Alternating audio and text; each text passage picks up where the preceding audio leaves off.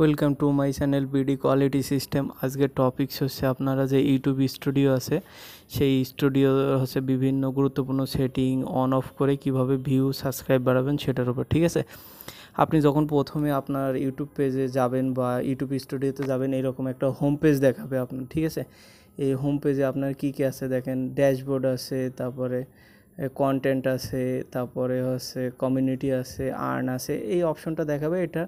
এটা মূলত একটা হচ্ছে আপনার কি হোম পেজ। ঠিক আছে, হোম পেজের ওপরে এখানে দেখেন ভিউ আছে, ওয়াচ টাইম আছে, আপনি কি মানে পোস্ট করেছেন বা আপলোড করেছেন ভিডিও, সেটার উপরেও কিন্তু আছে। ঠিক আছে, এর পরবর্তীতে দেখেন এখানে আমি কি ভিডিও পোস্ট করেছি এটা দেখাচ্ছে। ঠিক আছে, দেখানোর পরে দেখেন এখানে যে ইয়েটা আছে, এখানে ভিউ দেখাচ্ছে, ওয়াচ টাইম দেখাচ্ছে, সাবস্ক্রাইব দেখাচ্ছে অ্যানালাইসিসের ভিতরে।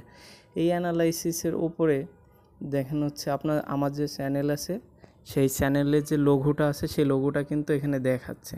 দেখেন এখানে যে রেড মার্ক দিয়ে দেখাচ্ছি, এটা হচ্ছে চ্যানেল লোগো। এর উপরে ক্লিক করার পরে যে সেটিং অপশনটা দেখতে পাচ্ছেন, এই সেটিং অপশনের উপর ক্লিক করবেন রেড মার্কের।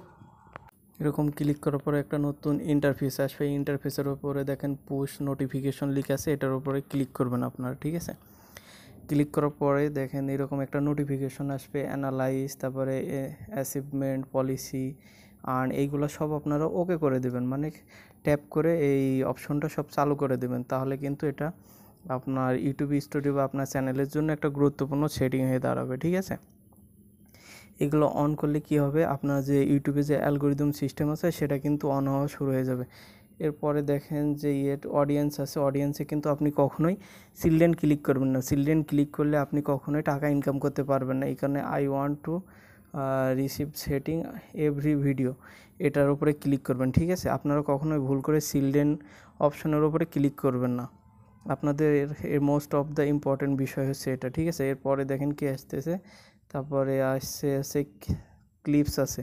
এই ক্লিপসটা হচ্ছে ইউটিউব স্টুডিও মোস্ট ইম্পর্টেন্ট একটা সাবজেক্ট।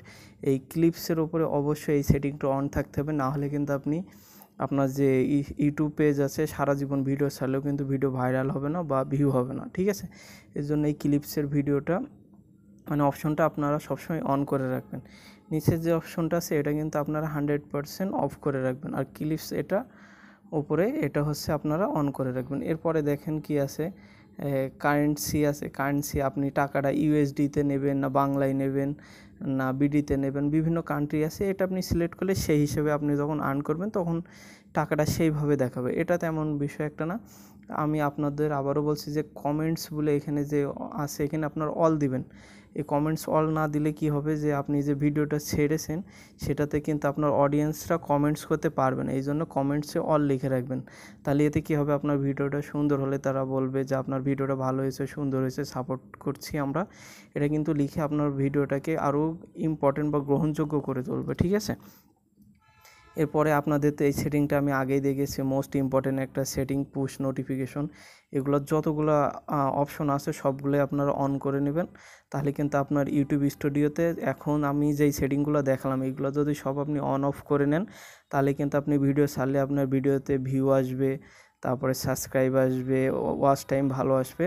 এভাবে কিন্তু আপনার ইউটিউব স্টুডিও সেটিংগুলো আপনি সেট আপ করে নিতে পারেন সুন্দরভাবে।